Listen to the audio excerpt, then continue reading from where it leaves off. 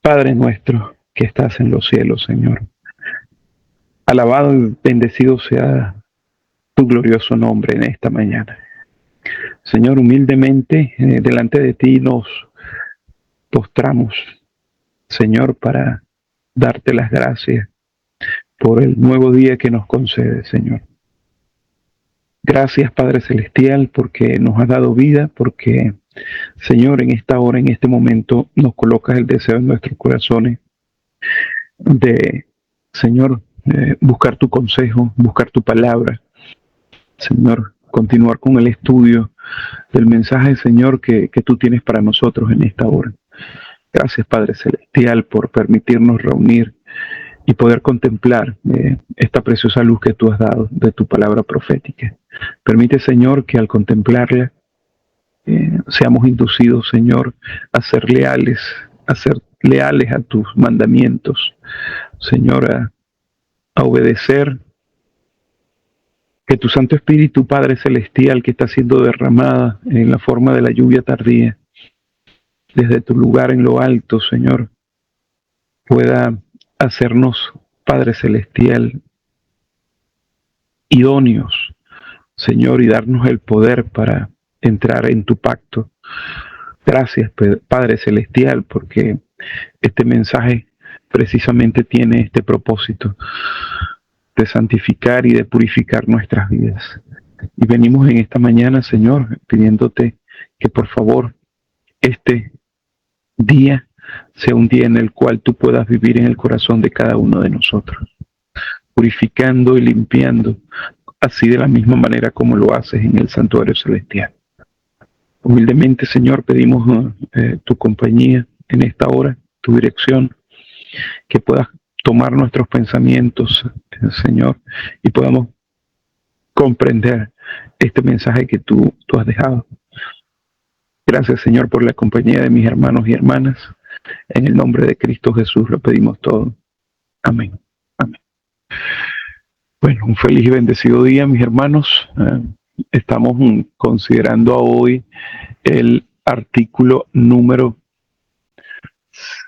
163, 73. Sí, 173. Y continúa exactamente donde lo dejamos ayer. El título es Las sombras papales, revelando la influencia y las intenciones detrás del Papa de Hitler.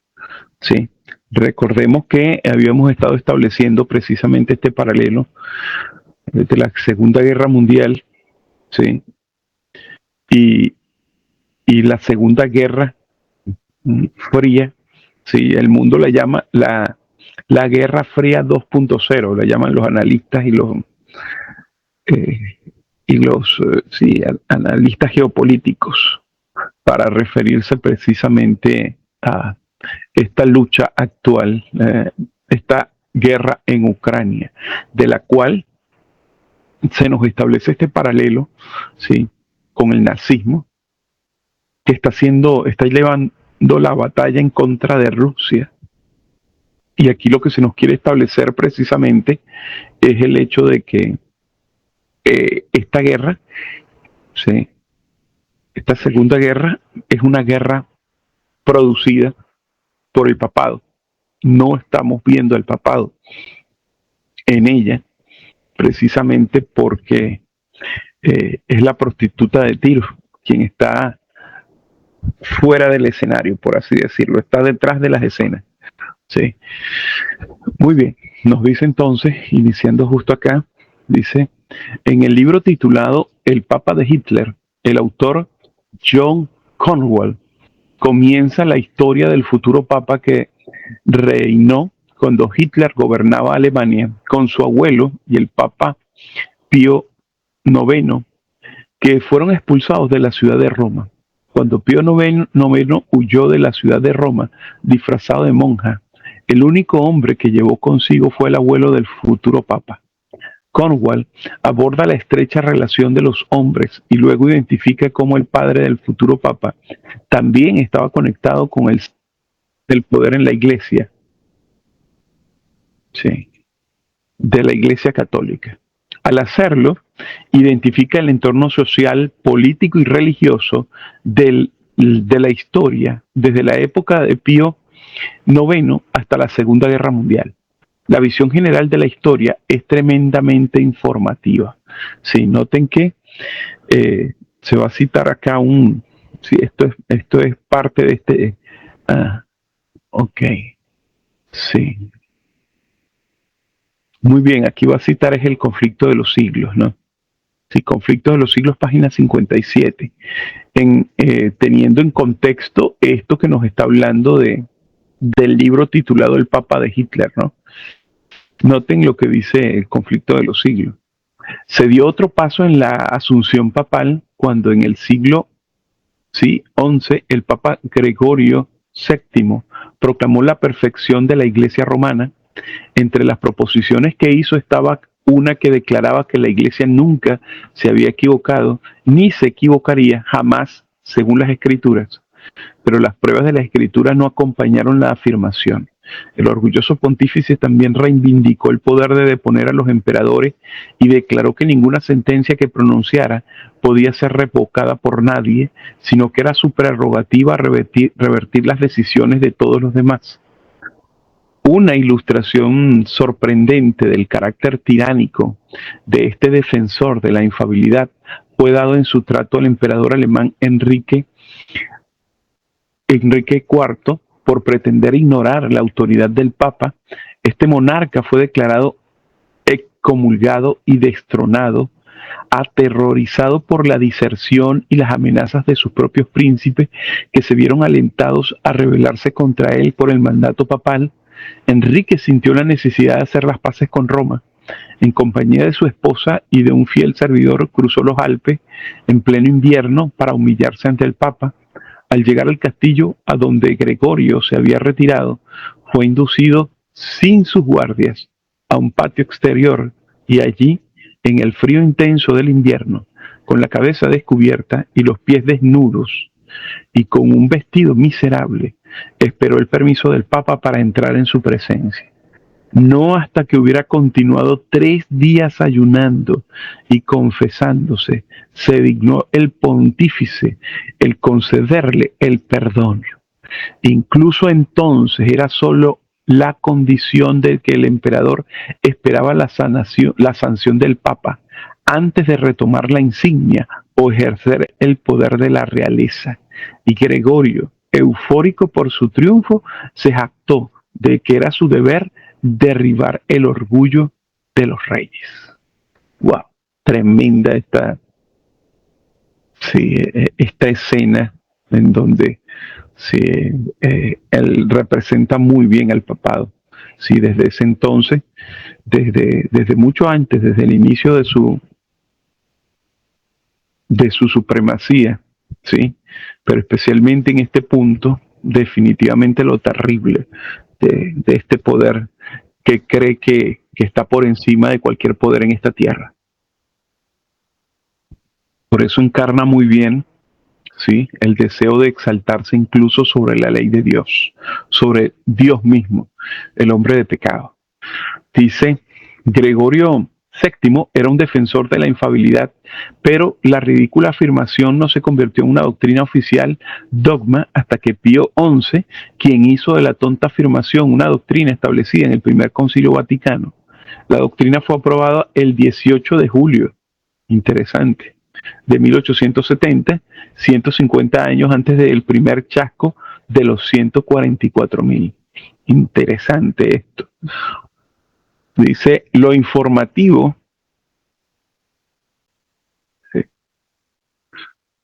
lo informativo de la historia es que cuando Pío IX organizó el primer Concilio Vaticano e implementó su doctrina de la infabilidad, su motivación fue provocada por su odio a lo que se llamó modernismo. No se basaba en la idea de que un papa no podía cometer errores al definir doctrinas bíblicas, sino que era una defensa de la oposición papal a la influencia de que había producido la Revolución Francesa. Estaba dirigido contra lo que en última instancia se conocería como comunismo. La Revolución Francesa provocó una agitación en la estructura gobernante de las naciones europeas. con un odio particular hacia la monarquía, que es el papado, fue una revuelta republicana italiana la que expulsó temporalmente a Pío noveno y a su mano derecha de Roma. El modernismo, que estuvo representado por las diversas filosofías producidas por la Revolución Francesa, fue el archienemigo de Pío IX y de su doctrina de infabilidad. Fue diseñada para sostener cada afirmación que el Papa hizo contra las ideas modernistas producidas por la Revolución Francesa.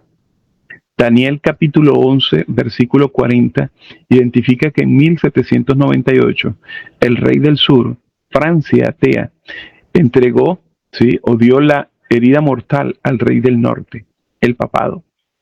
La doctrina de la infabilidad de Pío IX estaba relacionada con la guerra representada por el versículo 40 de Daniel 11, y desde finales de 1869 hasta el año siguiente, Pío IX convocó el primer concilio vaticano, conocido como Vaticano I, con el propósito de confirmar que el Papa era el jefe del catolicismo y que el catolicismo era el jefe de todas las iglesias, como había sido proclamado por decreto de Justiniano en el año 533.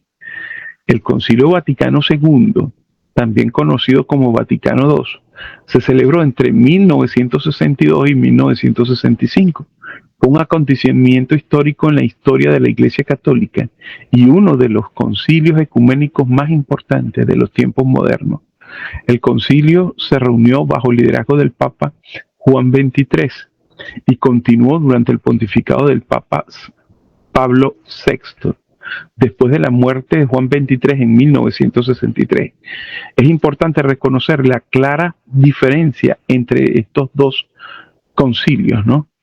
El primero fue para establecer lo que se llamaba la primacía del Papa, es decir, que el Papa es el gobernante supremo, maestro y pastor de la Iglesia, responsable de preservar e interpretar la doctrina de la fe.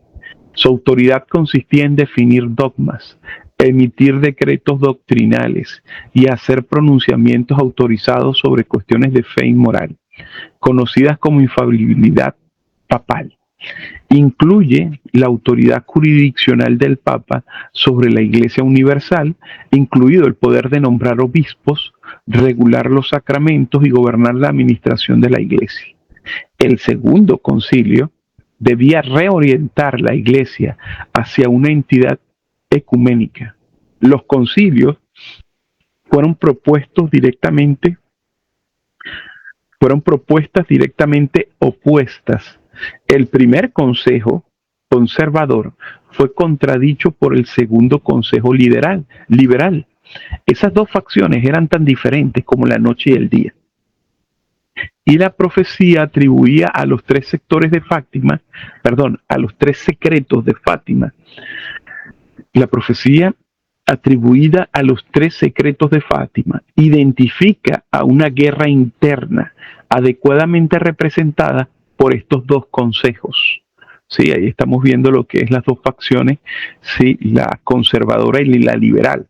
Ahí estamos viendo la representada por, para que tengamos una idea en cuanto a los papas, sí, Juan Pablo II, Ratzinger, sí, Benedicto XVI, y lo que es lo que fue el Papa Francisco, que fue de la ala liberal. Sí, en contraposición con estos dos papas que hubo antes, bien conocidos, sí, para tener una idea de esta lucha interna.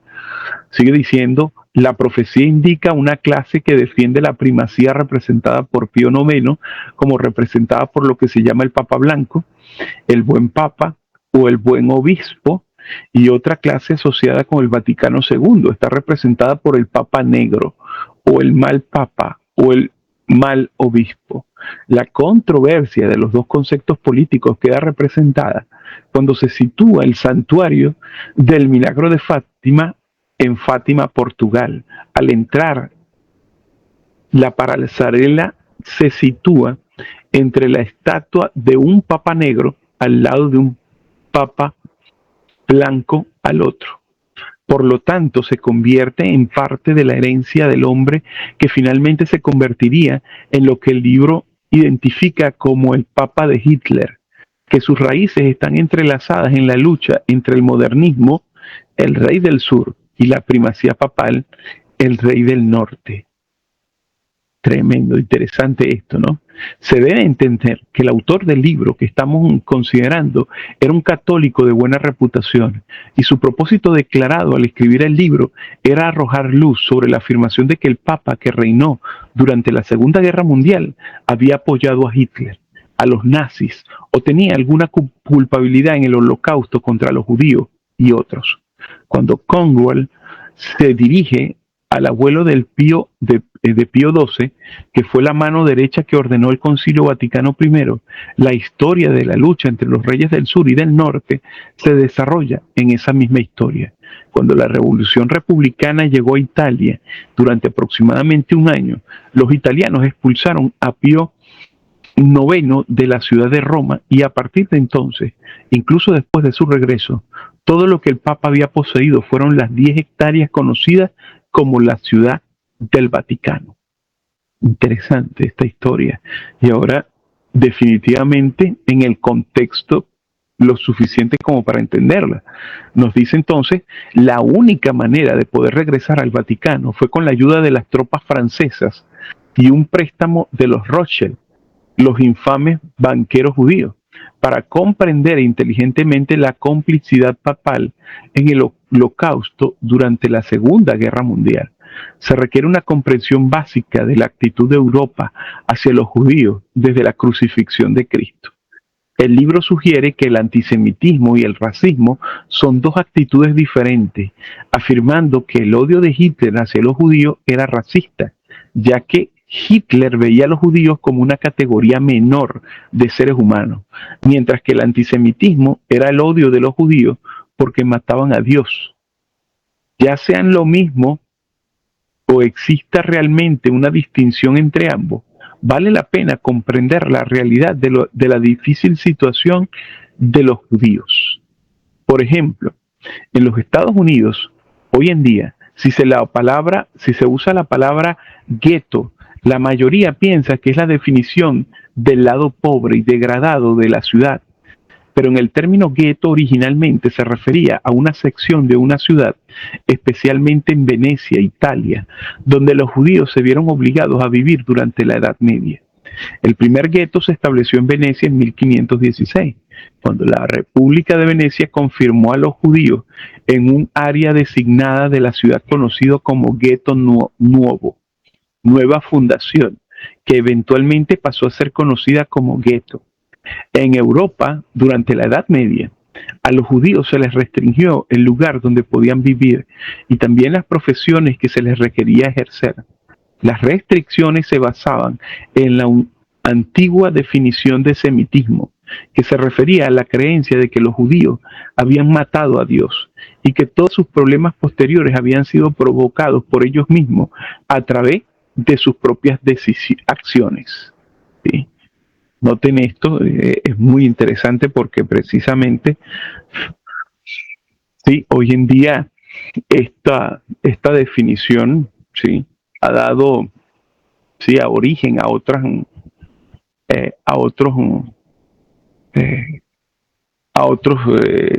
prejuicios, ¿no?, en contra de los judíos. Sigue diciendo, en la Edad Media era una tradición establecida que los cristianos no podían prestar dinero ni aceptar intereses por un préstamo. Los judíos estaban exentos de esa restricción y prestar dinero se convirtió en una de las profesiones que a los judíos se les permitía realizar.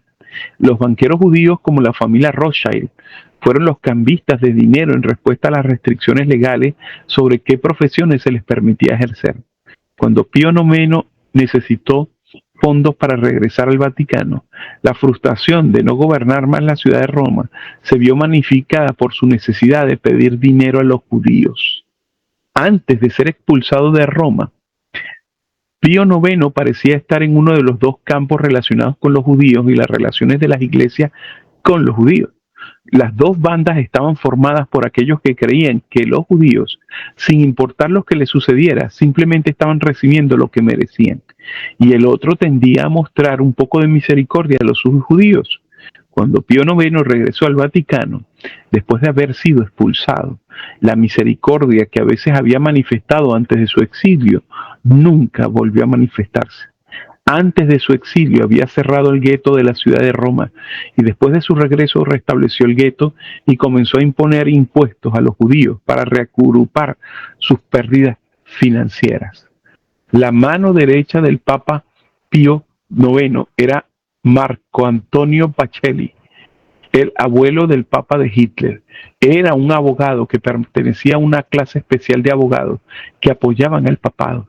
Su hijo pasó a formar parte de esa misma clase elitista de abogados, al igual que su nieto, quien finalmente se convertiría en el Papa de Hitler. Noten todo el contexto que estamos teniendo, ¿no? Para esto, ¿sí? Noten que cómo que se convertiría en el que se conoce como el Papa de Hitler, tenía todo este trasfondo en contra de los judíos, porque aquí lo que se nos está estableciendo es, ¿sí?, esta lucha interna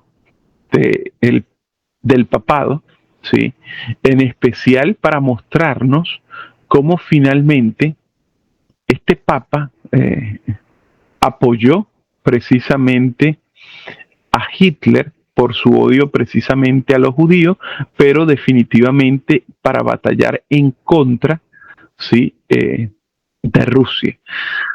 Esto es lo que se nos está bajo el contexto de lo que sucede ahora en Ucrania, ¿sí? Porque ya hemos establecido, ¿sí?, esta relación del nazismo en la actual Ucrania, ¿sí?, cosa que no es una coincidencia, ¿sí?, y que también se ha convertido en el ejército que está batallando en contra de Rusia, a pesar de que, sí, al igual que los nazis, han perdido, ¿sí?, ante Rusia. Sigue diciendo, después de que el libro recorre la historia del abuelo Eugenio Pacelli, su padre, su juventud y educación, como sí, aborda la posición que asumió Pacelli cuando comenzó su trabajo para el papado. Como abogado descendiente de los abogados papales de élite, fue elegido para dirigir un departamento especializado en contratos llamado concordancias. En 1901, Pacelli asumió la oficina de la Secretaría del Estado Papal. Pacelli se convirtió en el enviado a las naciones. Proféticamente, Pacelli se convirtió en el punto de contacto legal que consumó la fornicación de los reyes de la tierra con el papado. En 1903, Pío X fue coronado papa. Inmediatamente comenzó a atacar el veneno intelectual que producía el relativismo y el escepticismo. El hombre que dirigió el esfuerzo de Pío X por erradicar el modernismo fue Umberto Benigni, ¿sí?, que trabajaba en la misma oficina de Pacelli.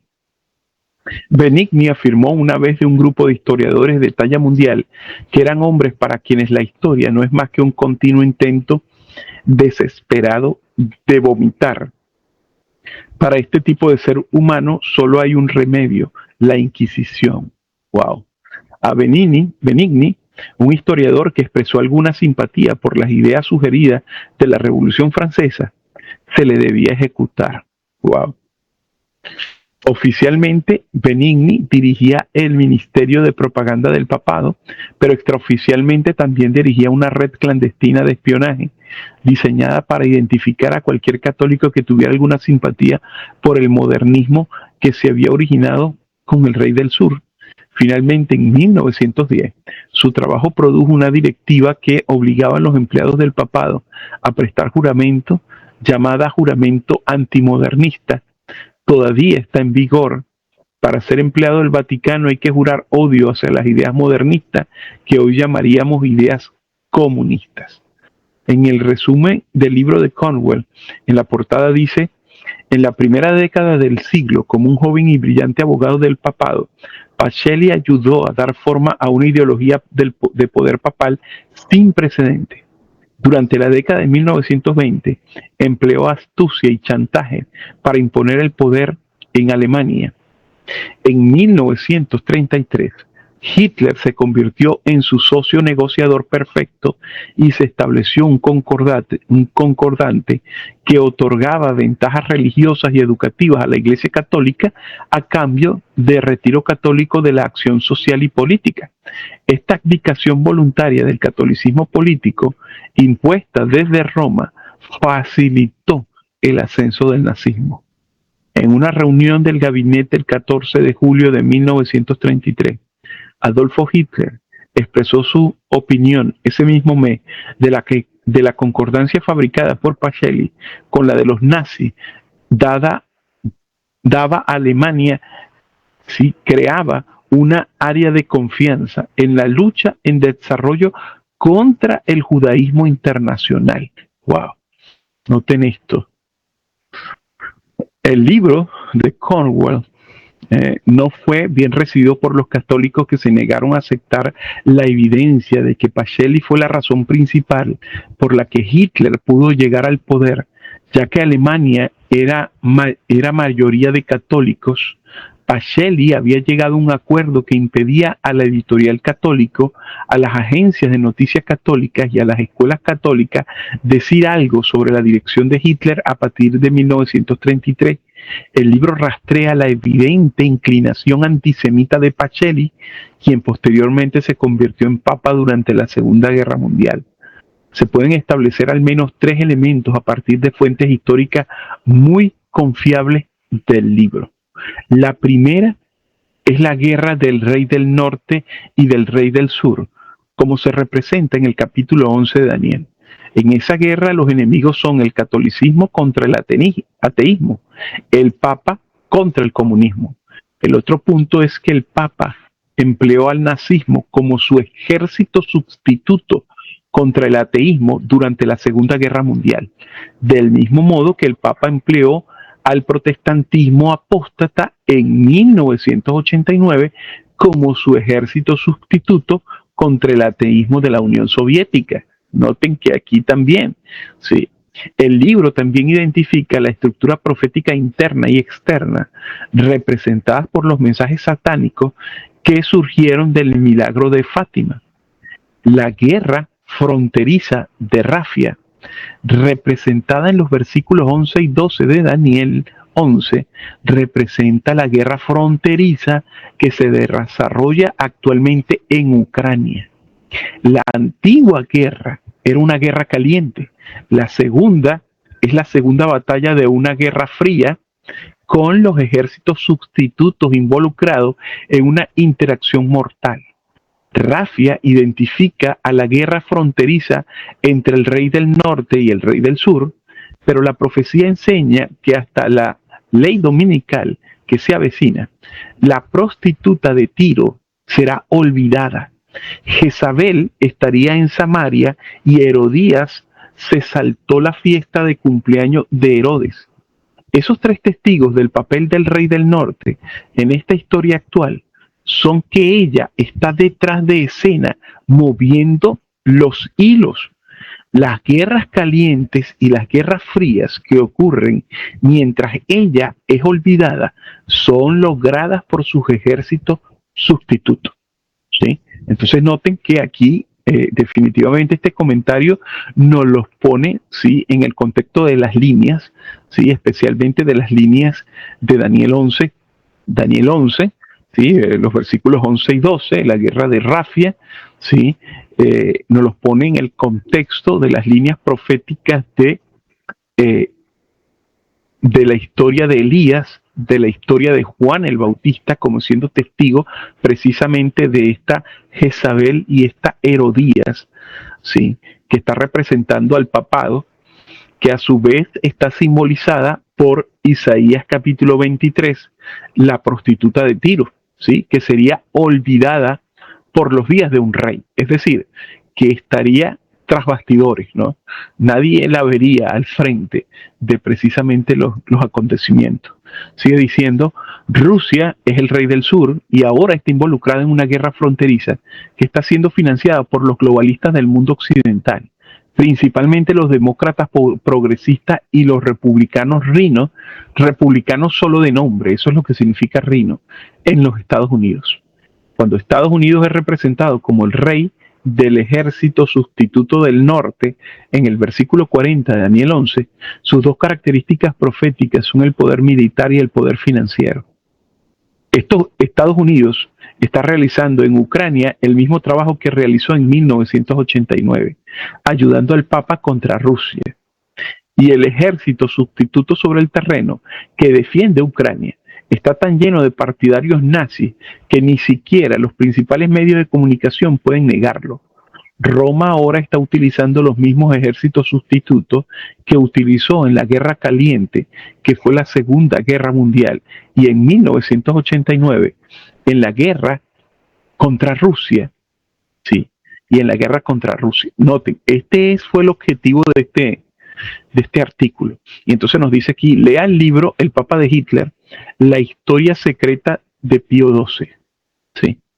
En este libro es precisamente donde está esta relación, esta historia, ¿no? Pero noten que este artículo tiene el propósito de establecernos con claridad, ¿no? Con documentos históricos y estableciéndonos precisamente la obra del papado por medio de las líneas proféticas, ¿sí? Que definitivamente la actual guerra en Ucrania es parte de esa guerra que se ha venido librando entre el catolicismo, ¿sí? Y Rusia como representante del rey del sur, del comunismo, ¿sí? Precisamente. Interesante esto, ¿no? Aquí finaliza el artículo, ¿sí? Finaliza el artículo 173 que hemos estado considerando y nos cita Testimonios, volumen 5, páginas 752 y 753. Nos dice, de la misma manera, cuando Dios estaba a punto de abrir al amado Juan la historia de la iglesia para época futura, le dio seguridad del interés y el cuidado del Salvador por su pueblo, revelándole uno como el Hijo del Hombre, caminando entre candelabros que simbolizan las 7 iglesias. Aunque a Juan se le mostraron las últimas grandes luchas de la iglesia con los poderes terrenales, también se le permitió contemplar la victoria final y la liberación de los fieles. Vio cómo la iglesia entraba en un conflicto mortal con la bestia y su imagen. La adoración de esa bestia se imponía bajo pena de muerte, pero mirando más allá del humo y el estruendo de la batalla, vio una compañía en el monte de Sión con el Cordero, que tenía en lugar de la marca de la bestia el nombre del Padre escrito. Y nuevamente vio a los que habían obtenido la victoria sobre la bestia y sobre su imagen y sobre su marca y sobre el número de su nombre, de pie sobre el mar de cristal, teniendo las arpas de Dios y cantando el cántico de Moisés y del Cordero. Entonces nos dice, estas lecciones son para nuestro beneficio. Necesitamos mantener nuestra fe en Dios, porque justo delante de nosotros hay un tiempo que pondrá a prueba las almas de los hombres. Noten esto, ¿no? Noten que la hermana White está hablando precisamente de esta luz profética que es necesario que comprendamos, ¿no? Porque está justo delante de nosotros, ¿sí? El tiempo en que se pondrá la prueba para nuestras almas. Dice, Cristo en el monte de los olivos ensayó los juicios temerosos que precederían a su segunda venida. Oiréis de guerras y rumores de guerras, se levantará nación contra nación y reino contra reino, y habrá hambrunas, pestilencias y terremotos en diferentes lugares. Todos estos son el comienzo, ¿sí?, de dolores. Si bien estas profecías recibieron un cumplimiento parcial en la destrucción de Jerusalén, tiene una aplicación más directa en los últimos días. Entonces noten lo que dice, estamos en el umbral de grandes y solemnes acontecimientos. La profecía se cumple rápidamente. El Señor está en la puerta. pronto se abrirá ante nosotros un periodo abrumador de interés para todos los vivos, mis hermanos. ¿Sí? Esto es, esto es el juicio investigador. Las controversias del pasado deben revivir. Surgirán nuevas controversias. Las escenas que se representarán en nuestro mundo ni siquiera se han soñado todavía. Wow. Satanás está trabajando a través de agencias humanas, quienes se esfuerzan por cambiar la Constitución y lograr una ley que haga cumplir la observancia del domingo. Pocos se dan cuenta de que de cuál será el resultado. Una crisis está justo sobre nosotros, pero los siervos de Dios no deben confiar en sí mismos. En esta gran emergencia, en las visiones dadas a Isaías, a Ezequiel y a Juan, vemos cuán estrechamente está conectado el cielo con los acontecimientos que tienen lugar en la tierra. Noten esto. Y cuán grande es el cuidado de Dios por aquellos que le son leales. El mundo no está sin un gobernante. El programa de los acontecimientos venideros está en las manos del Señor. Alabado sea. ¿Sí? La majestad del cielo tiene el destino de las naciones, así como las preocupaciones de su iglesia a su cargo. Testimonios, volumen 5, páginas 752 y 723.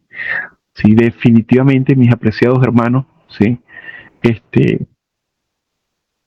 sí, debemos reconocer que el Señor, la profecía describe esto de una forma tan clara.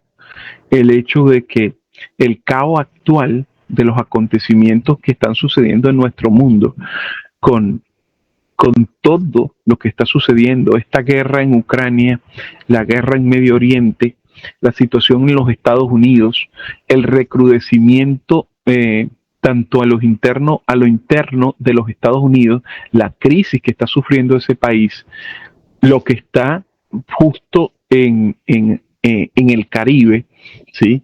Que son los ejércitos precisamente de los Estados Unidos.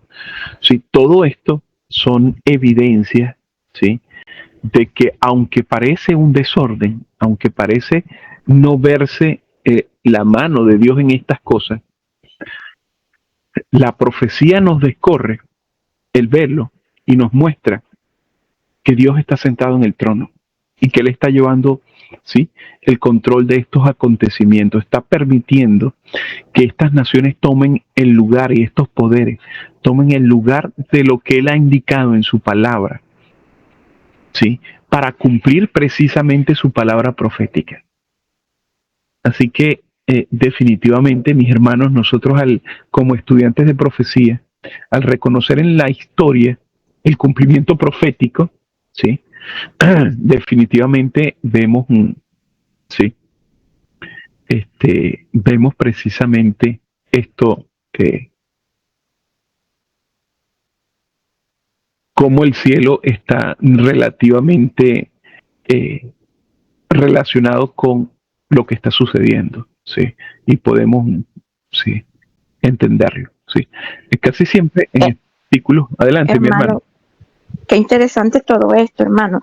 Wow, ese libro, ¿cómo se podrá adquirir ese que menciona ahí el Papa de Hitler o el padre de Hitler?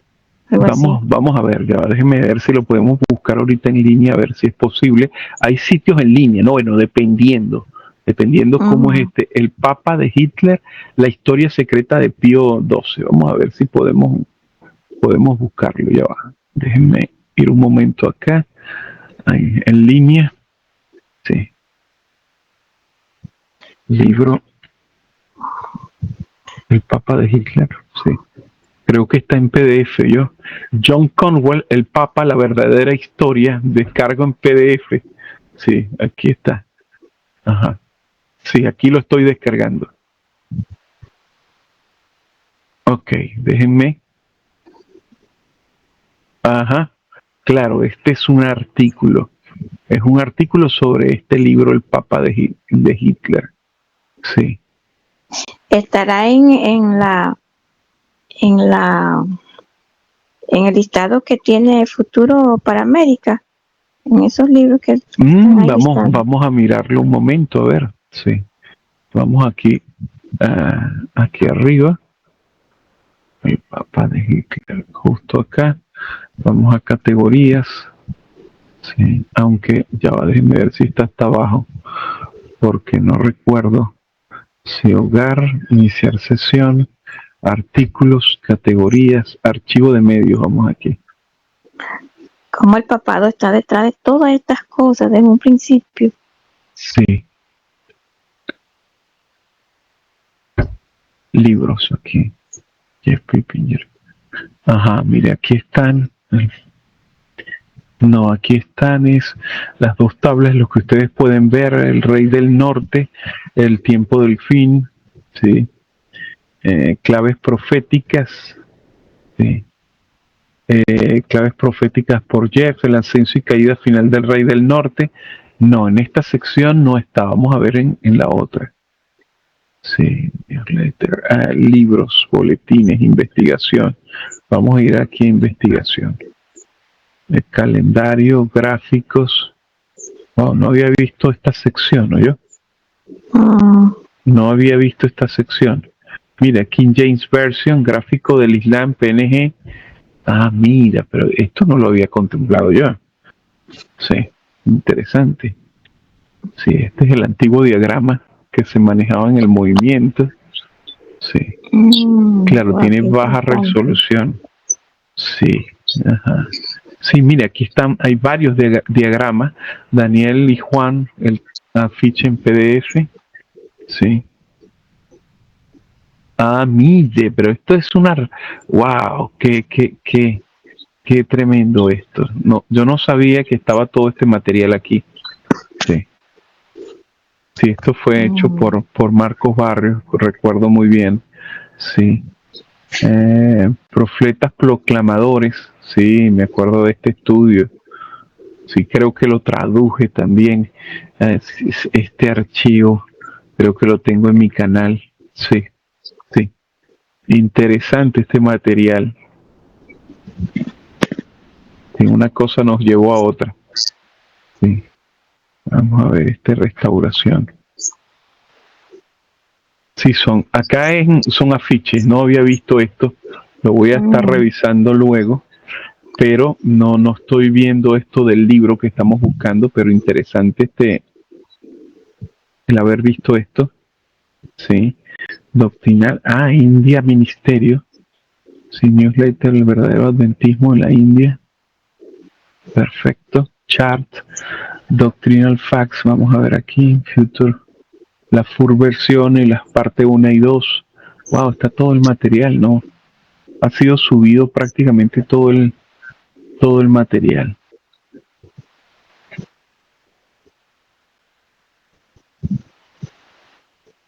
No, mi hermana, por acá no está, ¿oyó?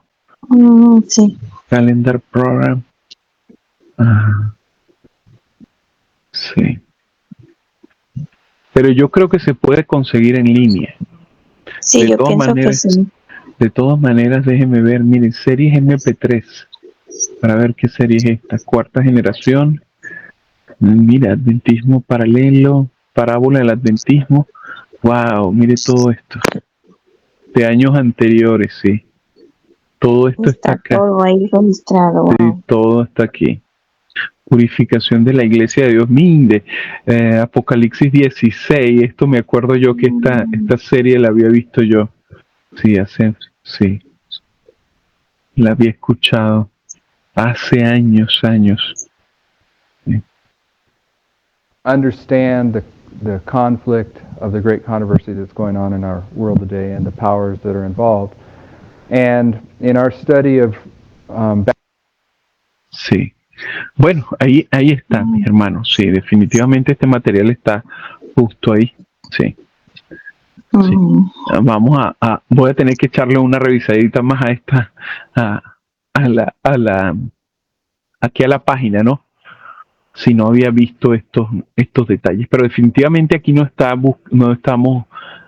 encontramos miren, en Amazon está el libro, sí, de 465 páginas. Sí, aquí el Papa de Hitler en Amazon. Vamos un momentico acá. Aquí está, el Papa de Hitler. la verdadera historia pero este debe conseguirse, ¿sí? Debe conseguirse este libro. Casa del Libro, vamos a ver, el Papa de Hitler. Vamos a ver, ahí está tratando de cargar. Ah, no, aquí lo están vendiendo igual. Sí. Pero esto debe estar, ¿sí? 30 euros. Sí, aquí está. El Papa de Hitler, la verdadera historia de Pío XII. Sí, en algún sitio debe estar para descargar.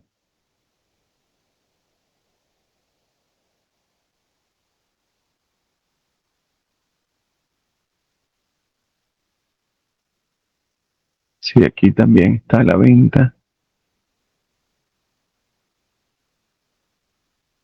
Sí, el Papa de Hitler, Salvador. Vamos a poner acá.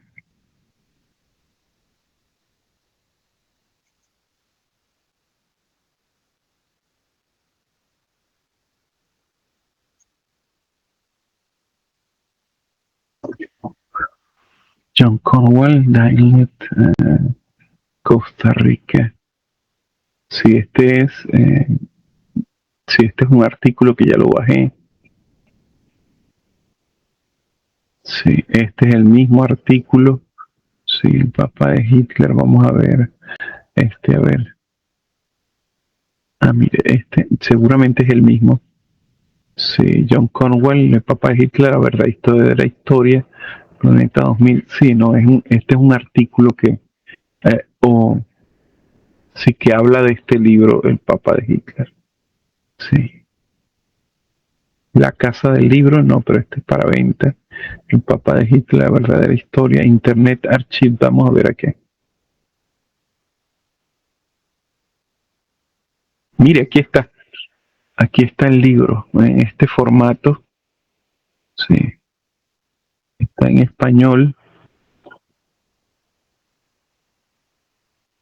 Ah, pero tan solo a mirada de algunas páginas. Sí, claro, porque está a la venta. O sea que hay que comprarlo, no se puede descargar. Sí, Ujú. pero él debe estar en algún lado, porque este libro, te aseguro que está. Sí, vamos a ver aquí, este enlace, a ver. El Papa en Guerra, la historia secreta de Pío. Consíguelo en Amazon, sí, esto es Amazon. Sí, aquí está. El Papa en Guerra, que es la historia de sí, bueno.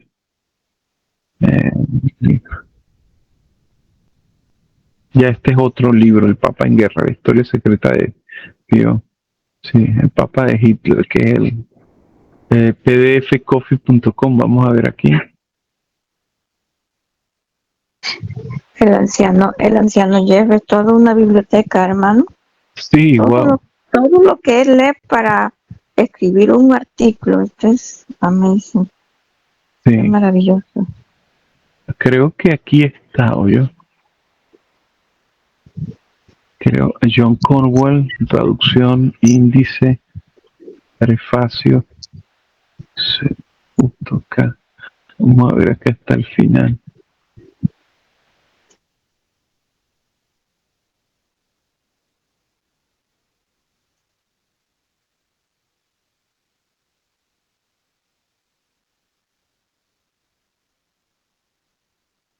No, esto no es. Sí, no es. No es. Lo descargué algo, pero no tiene nada que ver. Sí, aquí está. Aquí me habla de 658 páginas, 6 megas, pero no veo dónde está para descargarlo. El último día de Hitler, no. Por lo menos en esta no. Había uno otra vez por acá. Ah, mire, Academia Edu. Vamos a ver aquí. Sí, no, thanks. Aquí está el Papa, la historia verdadera. Sí, sí, aquí está. Sí, aquí creo que sí está para descarga. Vamos a ver. Pero en este contexto, premium por $1. Sí, no. Aquí creo, vamos a ver. Ajá, sí, aquí está el Papa de Hitler. Ajá, este es John Conwell, el Papa de Hitler. Déjeme mostrárselo. Sí, lo descargué, pero es una copia en PDF, sí, ahí está. El Papa de Hitler, la verdadera historia. John Conwell, el Papa de Hitler, la verdadera historia de Pío XII. Sí, aquí está traducido, está en español, sí, pero en este formato, sí. De todas maneras se puede leer, ¿sí? De manera perfecta.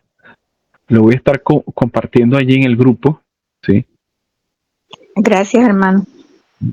Sí, sí. Bueno, mis hermanos, no sé si hay algún comentario, sí.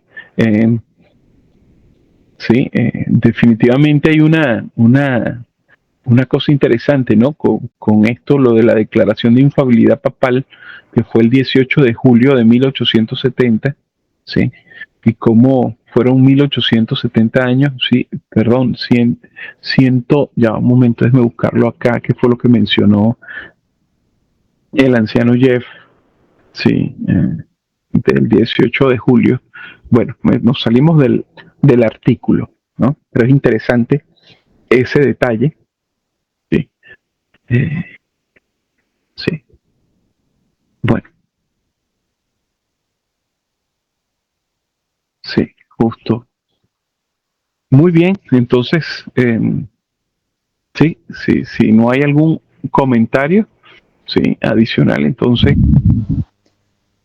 sí, Bueno, hermano, sí, exactamente eso que me llamó la atención, eso del 18 de julio de 1870. sí, sí. Creo que había unas líneas con respecto a eso. No sé si recuerdan la hermana Lucy. Sí, tendría que revisar en mis notas. Sí, precisamente esto. Sí, para verlo creo que hubo sí, pues una línea que se trazó precisamente. No sé, creo que fue más que todo, creo que fue el hermano Teodoro. Sí, si mal no recuerdo de esta línea, pero no.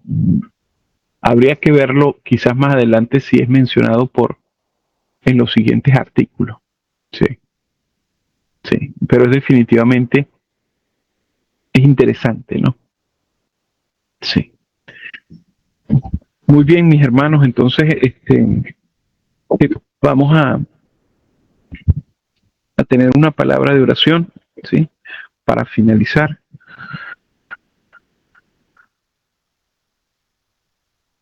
Sí, muy bien. Les invito, mis hermanos, a colocarnos de rodillas, aquellos que podamos hacerlo. Sí, oremos. Padre nuestro, que estás en los cielos, Señor, nuevamente, Padre Celestial, te damos las gracias. Gracias por este estudio profético, Señor, que nos lleva a considerar los eventos históricos, Padre, que han sucedido, que están detrás, Señor, de bastidores como está representado en la profecía de Isaías, Señor, con respecto a la prostituta de Tiro, al papado, Señor, quien detrás de bastidores ha venido librando esta batalla, Señor, como tu palabra, Señor, lo ha indicado. Gracias, Señor, por mostrarnos, por descorrer el velo, Señor, de los acontecimientos que están sucediendo ahora, donde prácticamente muchos o muy pocos reconocen proféticamente sí, el fundamento de este conflicto. Algunos, la mayoría, no lo ven los pocos que lo ven lo reconocen, pero no logran ubicarlo proféticamente. Gracias, Señor, por mostrarnos por medio de las líneas, Señor, que está siendo librada esta batalla entre el rey del norte y el rey del sur, que está pronto, Señor, a llegar a su fin bajo la figura de Panio, marcando, Señor, el fin precisamente, o el llegada, el periodo de prueba de la ley dominical. Permite, Padre Celestial, que al reconocer estas cosas seamos inducidos, Señor, a caer de rodillas ante ti, a ver, Señor, el tiempo en el cual estamos, la necesidad, Señor, que tenemos de ti, la necesidad que tenemos, Padre Celestial, de ser transformados, Señor, de que el pecado en nuestra vida sea totalmente expulsado, sí, de que la purificación que tú llevas arriba en el cielo, en el santuario celestial, Padre Celestial, sea hecha en nuestros corazones por medio de nuestro Señor Jesucristo, nuestro gran sumo sacerdote. Señor, caemos ante tus pies pidiéndote, Señor, que hoy hagas esta limpieza, Señor, de nuestra vida. Por favor, Señor, toma nuestro corazón.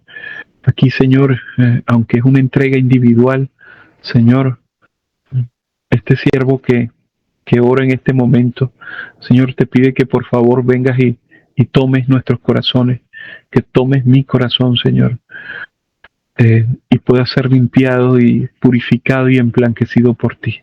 Señor, arranca de el trono. Sé que esta es una obra que tiene que ser hecha por nosotros, aun cuando no tenemos poder, Señor, somos fortalecidos por ti para expulsar, Señor, el pecado del alma. Haz esta obra en nosotros, Padre Celestial, porque no queremos llegar, Señor, a la ley dominical y encontrarnos entre aquellos que han vivido vidas queriendo ser buenos cristianos, pero no hemos pasado de allí, Señor. Permite que seamos verdaderamente transformados al contemplar, Señor, tu palabra profética, tu palabra, Señor, ya que en la profecía, Padre Celestial, es el Evangelio en figuras y símbolos. Permite, Señor, que esto sea una realidad en nuestra experiencia cristiana y que, Señor, aunque estamos aquí en la tierra, estamos en el santuario, Señor, que tú estás limpiando, que tú estás purificando. Al Señor, al entrar en armonía con esa limpieza, pero en nuestro templo, en nuestro cuerpo. Gracias, Padre Celestial, por este estudio. Gracias por la compañía de mis hermanos en esta mañana. Bendíceles, perdona nuestros pecados, en el nombre de Jesús. Amén. Amén. Feliz y bendecido día, mis hermanos. Bendiciones para todos. Amén. Amén. Feliz y Amén, bendecido igualmente día. para usted y para todos, feliz y bendecido día. Gracias. Amén. Amén. Gracias, hermano Carlos. Amén, mi hermana. Dios me la bendiga. Sí. Feliz y bendecido día, hermano. Amén, mi hermana. Saludos para ti. Saludos para el hermano Frank.